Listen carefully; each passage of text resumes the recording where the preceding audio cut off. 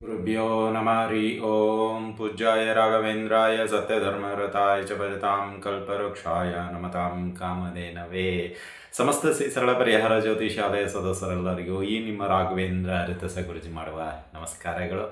ಸಮಸ್ತ ಕುಲ ಬಾಂಧವರಿಗೆ SSP ಜ್ಯೋತಿಷಾಲಯ ಯೂಟ್ಯೂಬ್ ಚಾನಲ್ಗೆ ಸುಸ್ವಾಗತ ಕೋರುತ್ತಾ ಈ ದಿನದ ಪಂಚಾಂಗ ಮತ್ತು ದ್ವಾದಶ ರಾಶಿಗಳ ಭವಿಷ್ಯ ಯಾವೆಲ್ಲ ರೀತಿಯಲ್ಲಿರುತ್ತೆ, ಈ ದಿನದ ಒಂದು ಶುಭ ಯೋಗ ಮತ್ತು ಶುಭ ಮುಹೂರ್ತ ಅಥವಾ ಶುಭ ದಿನ ಏನಾದರೂ ಇದೆಯಾ, ಅಥವಾ ದ್ವಾದಶ ರಾಶಿಗಳಲ್ಲಿ ಎಚ್ಚರಿಕೆ ಇರುವಂತಹ ರಾಶಿಗಳು ಯಾವುದು ಮತ್ತು ಅನುಕೂಲವಾಗಿರತಕ್ಕಂಥ ರಾಶಿಗಳು ಯಾವುದು, ಅದೆಲ್ಲವನ್ನು ಒಂದೊಂದಾಗಿ ತಿಳಿದುಕೊಳ್ಳೋಣ. ಅದಕ್ಕಿಂತ ಮುಂಚಿತವಾಗಿ ಜಾತಕ ಪರಿಶೀಲನೆ, ಶುಭ ಕಾರ್ಯಕ್ರಮಗಳು, ಜ್ಯೋತಿಷ್ಯದ ಮಾರ್ಗದರ್ಶನ ಅಥವಾ ಇನ್ನಿತರ ನಿಮ್ಮ ವೈಯಕ್ತಿಕ ಪ್ರಶ್ನಾವಳಿಗಳು ಏನೇ ಇದ್ದರೂ ನೀವು ನಮ್ಮ ವೈಯಕ್ತಿಕ ನಂಬರಾದ 7676762066 ಈ ನಂಬರಿಗೆ ಕರೆ ಮಾಡಿ ಹೆಚ್ಚಿನ ಮಾಹಿತಿಯನ್ನು ನೀವು ಪಡೆದುಕೊಳ್ಬೋದು ಅಂತ ಹೇಳ್ತಾ ಬನ್ನಿ. ಹಾಗಾದರೆ ಈ ದಿನದ ಪಂಚಾಂಗವನ್ನು ನೋಡೋಣ. ಶ್ರೀ ಗುರುಭ್ಯೋ ನಮಃ ಹರಿ ಓಂ.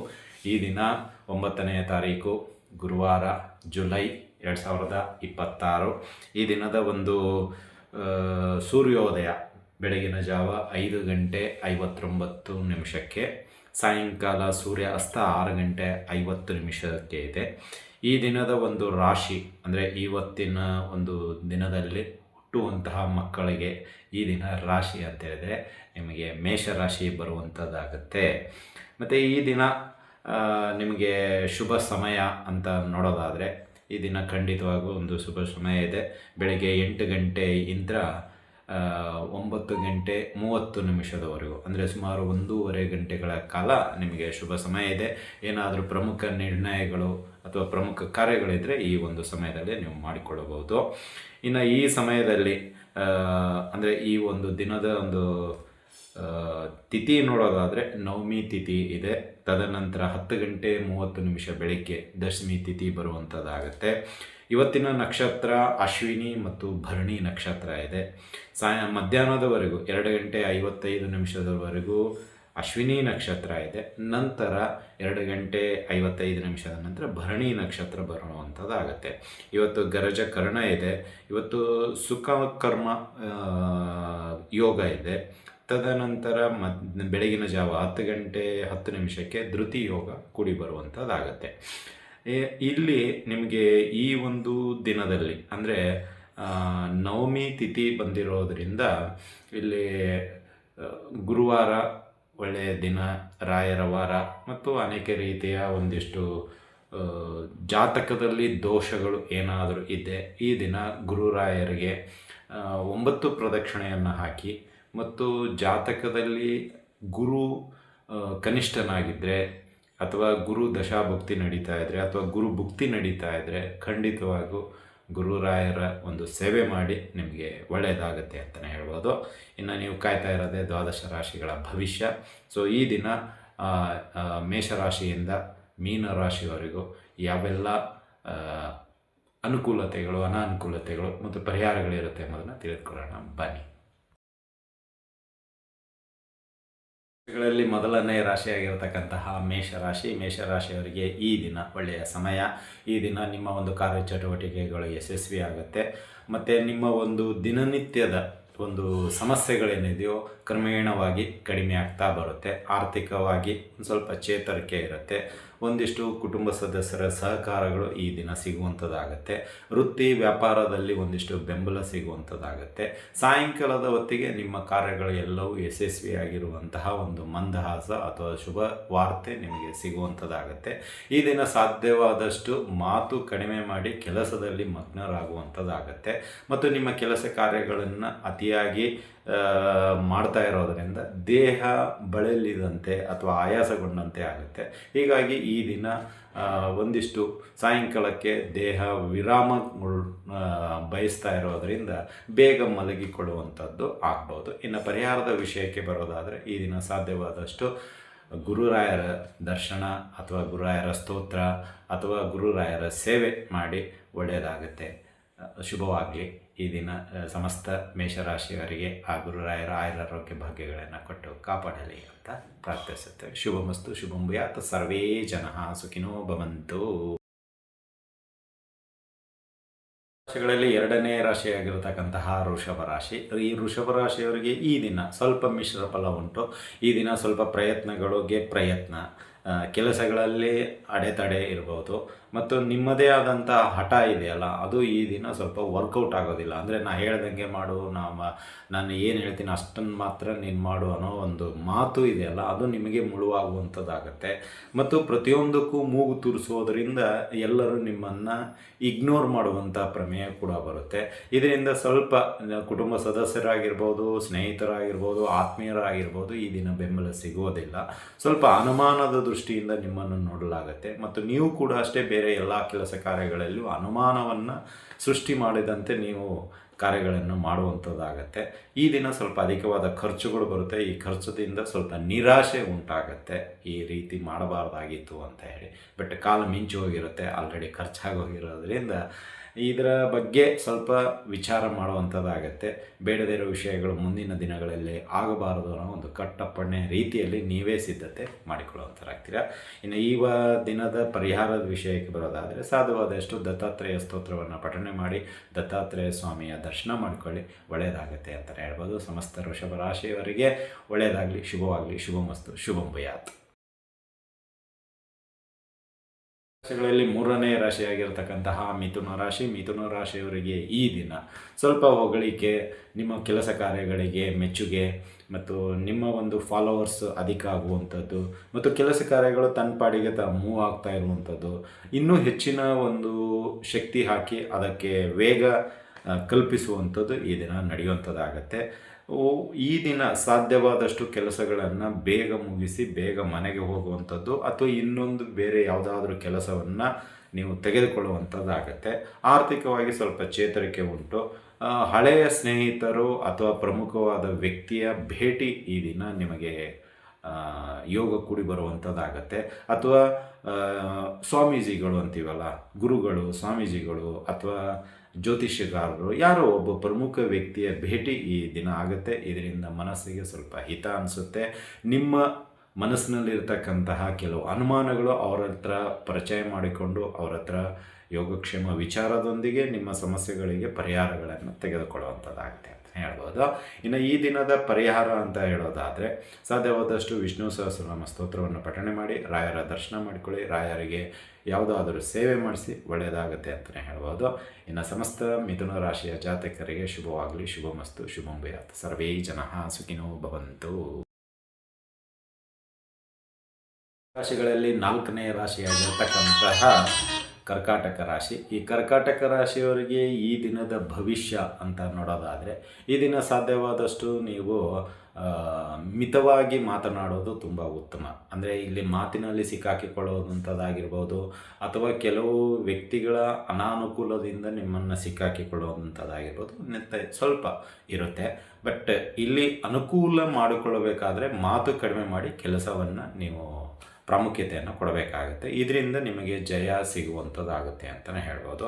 ಇನ್ನು ಅದೇ ರೀತಿ ಈ ದಿನ ಸಾಧ್ಯವಾದಷ್ಟು ನೀವು ದೂರದ ಪ್ರಯಾಣ ಅಥವಾ ಪ್ರಯಾಣ ಮಾಡದೇ ಇರೋದು ತುಂಬ ಉತ್ತಮ. ಇಲ್ಲದೇ ಇದ್ದರೆ ಸ್ವಲ್ಪ ಸಣ್ಣ ಪುಟ್ಟ ಅಪಘಾತಗಳಾಗ್ಬೋದು, ಅಥವಾ ನಿಮ್ಮ ಒಂದು ಗಾಡಿ ರಿಪೇರಿಗೆ ಬರುವಂಥ ಅವಕಾಶಗಳಿರೋದರಿಂದ ಸ್ವಲ್ಪ ಖರ್ಚುಗಳು ಬರುವಂಥದ್ದಾಗತ್ತೆ. ಹಾಗಾಗಿ ಕರ್ಕಾಟಕ ರಾಶಿಯವರು ಸ್ವಲ್ಪ ಪ್ರಯಾಣ ಮಾಡಬೇಕಾದಾಗ ಎಚ್ಚರಿಕೆಯಿಂದ ಮಾಡೋದು ತುಂಬ ಉತ್ತಮ. ಈ ದಿನದ ಪರಿಹಾರ ನೋಡೋದಾದರೆ, ಸಾಧ್ಯವಾದಷ್ಟು ಗುರುರಾಯರ ದರ್ಶನ ಮಾಡಿಕೊಳ್ಳಿ, ರಾಯರಿಗೆ ಸಾಧ್ಯವಾದಷ್ಟು ಪ್ರದಕ್ಷಿಣೆ ಹಾಕಿ, ಆ ಗುರುರಾಯರು ಎಂದಿಗೂ ಕೈ ಬಿಡುವುದಿಲ್ಲ ಅನ್ನೋ ಒಂದು ಅಚಲವಾದ ನಂಬಿಕೆ ಇರಲಿ ಅಂತ ಹೇಳುತ್ತಾ ಈ ದಿನದ ಪರಿಹಾರ ಇದಾಗಿತ್ತು. ಕರ್ಕಾಟಕ ರಾಶಿಯವರಿಗೆ ಆ ಗುರುರಾಯರ ಆರೋಗ್ಯ ಭಾಗ್ಯಗಳನ್ನು ಕೊಟ್ಟು ಕಾಪಾಡಲಿ ಅಂತ ಪ್ರಾರ್ಥಿಸುತ್ತೇವೆ. ಶುಭವಾಗಲಿ, ಶುಭಮಸ್ತು, ಶುಭಂ ಭೂಯಾತ್. ಸರ್ವೇ ಜನಃ ಸುಖಿನೋ ಭವಂತು. ರಾಶಿಗಳಲ್ಲಿ ಐದನೇ ರಾಶಿಯಾಗಿರ್ತಕ್ಕಂತಹ ಸಿಂಹರಾಶಿಯವರಿಗೆ ಈ ಒಂದು ದಿನ ಅಂದರೆ ನಿಮಗೆ ಸ್ವಲ್ಪ ಕೆಲಸ ಕಾರ್ಯಗಳಲ್ಲಿ ನಿಧಾನಗತಿ ಇರುತ್ತೆ. ಮಾಡಿರತಕ್ಕಂತಹ ಕೆಲಸ ಸಾಯಂಕಾಲದ ಹೊತ್ತಿಗೆ ರಿಸಲ್ಟ್ ಬರುವಂಥದ್ದಾಗಿರುತ್ತೆ. ಬಟ್ ಇಲ್ಲಿ ಮಿಶ್ರವಾಗಿ ಬಂದಿರುತ್ತೆ. ಈ ಕಡೆ ನಷ್ಟವೂ ಇಲ್ಲ, ಈ ಕಡೆ ಲಾಭವೂ ಇಲ್ಲ ಅನ್ನೋ ರೀತಿಯಲ್ಲಿರುತ್ತೆ. ಬಟ್ ಕೆಲಸದಲ್ಲಿ ಸ್ಪಷ್ಟತೆ ನಿಮಗೆ ಸಿಗುತ್ತೆ. ನಾಳೆ ನಾನು ಹೇಗೆ ಮಾಡಬಲ್ಲೆ, ನಾನು ನಾಳೆ ಹೇಗೆ ಮೂವ್ ಮಾಡಬೇಕು ಎಂಬುದು ನಿಮಗೆ ಸಿಗುತ್ತೆ. ಈ ದಿನ ಸ್ವಲ್ಪ ಖರ್ಚುಗಳು ಇರುತ್ತೆ. ಬೇಡದೇ ಇರೋ ವಿಷಯಗಳಿಗೆ ಚರ್ಚೆ ಆಗುವಂಥದ್ದಾಗತ್ತೆ. ಮತ್ತು ಸ್ವಲ್ಪ ಈ ಜನಸಂಪರ್ಕ ಅಂತೀವಲ್ಲ, ಅದರಲ್ಲಿ ಯಾಕೋ ನಿಮಗೆ ಈ ದಿನ ಎಡವಟ್ಟಾಗತ್ತೆ. ಅಂದರೆ ಯಾರನ್ನೋ ಭೇಟಿಯಾಗಲಿ ಹೋಗಿ ಇನ್ಯಾರನ್ನೋ ನೀವು ಭೇಟಿಯಾಗಿಬಿಡ್ತೀರಾ. ಸ್ವಲ್ಪ ಅವರು ತಲೆ ತಿನ್ನುವುದಂಥದ್ದಾಗಿರ್ಬೋದು ಅಥವಾ ನಿಮ್ಮ ಹಳೆಯ ಸಮಸ್ಯೆಗಳನ್ನು ಕೆದಕುವಂಥದ್ದಾಗಿರ್ಬೋದು. ಇದರಿಂದ ಸ್ವಲ್ಪ ಅವರ ಮಾತಿನಿಂದ ಮನಸ್ಸಿಗೆ ಬೇಜಾರಾಗಿ ಮಾನಸಿಕ ಒತ್ತಡಕ್ಕೆ ಒಳಗಾಗ್ತೀರಾ. ಸಾಯಂಕಾಲದ ಹೊತ್ತಿಗೆ ಸ್ವಲ್ಪ ತುಂಬ ಬೇಜಾರಾಗೋಗ್ಬಿಡುತ್ತೆ ಅವ್ರ ಮಾತಿನಿಂದ. ಸೊ ಇದರಿಂದ ಈ ದಿನ ತುಂಬ ಯಾಕೋ ಇವತ್ತು ಎದ್ದಿರೋ ಮುಹೂರ್ತ ಸರಿ ಇಲ್ಲ ಅನ್ನೋ ಒಂದು ನೀವೇ ಶಾಪ ಹಾಕಿಕೊಂಡು ಜೀವನವನ್ನು ತಳ್ಳುವಂಥದ್ದಾಗುತ್ತೆ ಅಂತಲೇ ಹೇಳ್ಬೋದು. ಇನ್ನು ಪರಿಹಾರದ ವಿಷಯಕ್ಕೆ ಬರೋದಾದರೆ ಈ ದಿನ ಸಾಧ್ಯವಾದಷ್ಟು ಶನಿದೇವರ ಆರಾಧನೆ ಮಾಡಿ, ಗುರುರಾಯರ ದರ್ಶನ ಮಾಡಿಕೊಳ್ಳಿ, ರಾಯರಿಗೆ ಪ್ರದಕ್ಷಿಣೆ ಹಾಕಿ ಮತ್ತು ರಾಯರಿಗೆ ಸಂಬಂಧಪಟ್ಟಂತೆ ಏನಾದರೂ ಸೇವೆ ಇದ್ದರೆ ಖಂಡಿತವಾಗಿ ಮಾಡಿಸಿ. ಆ ಗುರುರಾಯರು ನಿಮ್ಮನ್ನು ಕಾಪಾಡ್ತಾರೆ ಅಂತ ಹೇಳುತ್ತಾ ಸಮಸ್ತ ಸಿಂಹರಾಶಿಯವರಿಗೆ ಈ ದಿನ ಮಂಗಳಕರವಾಗಿರಲಿ ಅಂತ ಪ್ರಾರ್ಥಿಸುತ್ತಾ ಶುಭವಾಗಲಿ, ಶುಭಮಸ್ತು, ಶುಭಂ ಭೂಯಾತ್, ಸರ್ವೇ ಜನಃ ಸುಖಿನೋ ಭವಂತು. ರಾಶಿಗಳಲ್ಲಿ 6ನೇ ರಾಶಿಯಾಗಿರ್ತಕ್ಕಂತಹ ಕನ್ಯಾ ರಾಶಿ. ಕನ್ಯಾ ರಾಶಿಯವರಿಗೆ ಈ ದಿನ ಸಾಧ್ಯವಾದಷ್ಟು ಕೆಲಸ ಕಾರ್ಯಗಳಲ್ಲಿ ಯಶಸ್ವಿ ಆಗುವುದುಂಟು.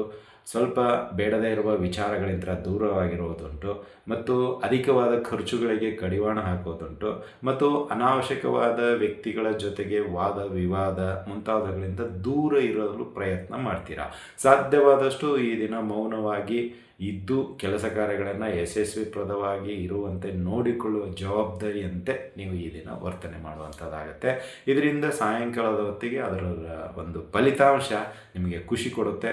ಇದೇ ರೀತಿ ಮುಂದುವರೆದರೆ ತುಂಬ ಸಂತೋಷ ಅನ್ನೋ ಒಂದು ಮೈಂಡ್ ಸೆಟ್ಟಿಗೆ ನೀವು ಈ ದಿನ ಬರುವಂಥವ್ರಾಗ್ತೀರಾ ಮತ್ತು ಸಹಕಾರ ಕುಟುಂಬ ಸದಸ್ಯರು ಮತ್ತು ಫ್ರೆಂಡ್ ಸರ್ಕಲ್ನಿಂದ ನಿಮಗೆ ಈ ದಿನ ಸಿಗುವಂಥದ್ದಾಗುತ್ತೆ. ಇನ್ನು ಪರಿಹಾರದ ವಿಷಯಕ್ಕೆ ಬರೋದಾದರೆ ಸಾಧ್ಯವಾದಷ್ಟು ದಕ್ಷಿಣಾಮೂರ್ತಿಯ ಸ್ತೋತ್ರವನ್ನು ಪಠಣೆ ಮಾಡಿ, ಗುರುರಾಯರ ಸೇವೆ ಮಾಡಿ ಈ ದಿನ ಒಳ್ಳೆಯದಾಗುತ್ತೆ ಅಂತಲೇ ಹೇಳ್ಬೋದು.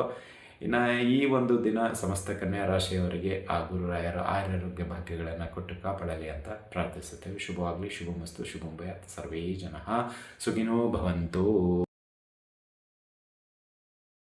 ರಾಶಿಗಳಲ್ಲಿ 7ನೇ ರಾಶಿಯಾಗಿರ್ತಕ್ಕಂತಹ ತುಲಾರಾಶಿ. ತುಲಾರಾಶಿಯವರಿಗೆ ಈ ದಿನ ಕೆಲಸ ಕಾರ್ಯಗಳಲ್ಲಿ ಕೆಲವೊಂದಿಷ್ಟು ಜಯ ಮತ್ತು ಮಾತುಗಾರಿಕೆಯಲ್ಲಿ ಒಂದಿಷ್ಟು ಸ್ಪಷ್ಟತೆ ಮತ್ತು ನೀವು ವೃತ್ತಿ ವ್ಯಾಪಾರದಲ್ಲಿ ಇರುವಂಥವರಾಗಿದ್ದರೆ ನಿಮಗೆ ಈ ದಿನ ಆರ್ಥಿಕವಾಗಿ ಒಂದಿಷ್ಟು ಲಾಭಗಳು ತಂದುಕೊಡುವಂಥದ್ದಾಗಿರುತ್ತೆ ಮತ್ತು ಮನೆಯ ಹಿರಿಯ ಸದಸ್ಯರು ಯಾರಿರ್ತಾರೋ ಅವರಿಗೂ ಈ ದಿನ ನಿಮಗೆ ಒಳ್ಳೆಯ ಆಶೀರ್ವಚನ ಅಥವಾ ಕುಶಲೋಪಚಾರಿ ಅಂತೀವಿ, ಅಂದರೆ ನಿಮ್ಮ ಒಂದು ಯೋಗಕ್ಷೇಮವನ್ನು ಅವರು ಅತಿಯಾಗಿ ವಿಚಾರಿಸುವಂಥದ್ದಾಗುತ್ತೆ ಈ ದಿನ ನಿಮ್ಮ ಬಗ್ಗೆ ಅಂತಲೇ ಹೇಳ್ಬೋದು.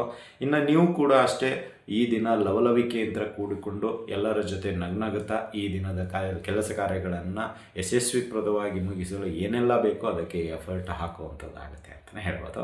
ಈ ದಿನದ ಪರಿಹಾರ ವಿಷಯಕ್ಕೆ ಬರೋದಾದರೆ ಅರಳಿ ಮರಕ್ಕೆ 9 ಪ್ರದಕ್ಷಿಣೆ ಹಾಕಿ ಮತ್ತು ಈ ದಿನ ಸಾಧ್ಯವಾದಷ್ಟು ಗುರುರಾಯರ ಸೇವೆಗೆ ಭಾಗಿಯಾಗಿ ಇದರಿಂದ ನಿಮಗೆ ಒಳ್ಳೆಯದಾಗುತ್ತೆ ಅಂತ ತಿಳಿಸುತ್ತಾ ಈ ದಿನ ಸಮಸ್ತ ತುಲಾರಾಶಿಯವರಿಗೆ ಆ ಗುರುರಾಯರು ಕೃಪಕಟಾಕ್ಷ ಸದಾ ಇರಲಿ ಅಂತ ಪ್ರಾರ್ಥಿಸುತ್ತಾ ಶುಭವಾಗಲಿ, ಶುಭಮಸ್ತು, ಶುಭಂ ಭೂಯಾತ್, ಸರ್ವೇ ಜನಃ ಸುಖಿನೋ ಭವಂತು.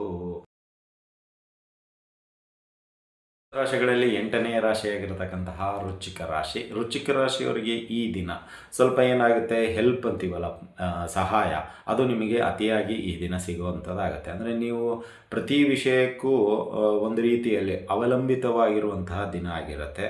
ಸೊ ಅವರು ಬಂದ್ರೇ ನೀವು ಹೋಗುವಂಥದ್ದಾಗ್ಬೋದು, ಅಥವಾ ಅವರು ಕೀ ಓಪನ್ ಮಾಡಿದರೆ ನೀವು ಕೆಲಸ ಮಾಡುವಂಥದ್ದಾಗ್ಬೋದು, ಅಥವಾ ಅವರು ಅಪ್ಪಣೆ ಕೊಟ್ಟರೆ ನೀವು ಮುಂದೆ ಹೋಗುವಂಥದ್ದಾಗ್ಬೋದು. ಈ ರೀತಿ ಇರುತ್ತೆ. ಸೊ ಹೀಗಾಗಿ ಅವರೆಲ್ಲರ ಒಂದು ಸಹಕಾರ ಈ ದಿನ ತುಂಬ ಚೆನ್ನಾಗಿ ಸಿಗುವಂಥದ್ದಾಗುತ್ತೆ. ನಿಮ್ಮ ಕೆಲಸ ಕಾರ್ಯಗಳು, ವ್ಯಾಪಾರ ಮತ್ತು ದಿನನಿತ್ಯದ ಕಾರ್ಯ ಚಟುವಟಿಕೆಗಳು ಯಾವುದೇ ಇದ್ದರೂ ಸರಿಯ ಪ್ರಮಾಣದಲ್ಲಿ ನಡೆಯುವಂಥದ್ದಾಗುತ್ತೆ. ಇದರಿಂದ ದಿನ ತುಂಬ ಸಂತೋಷವಾಗಿ ಇರುವಂತೆ ನೀವು ಕೂಡ ಪ್ರಯತ್ನ ಮಾಡ್ತೀರಾ.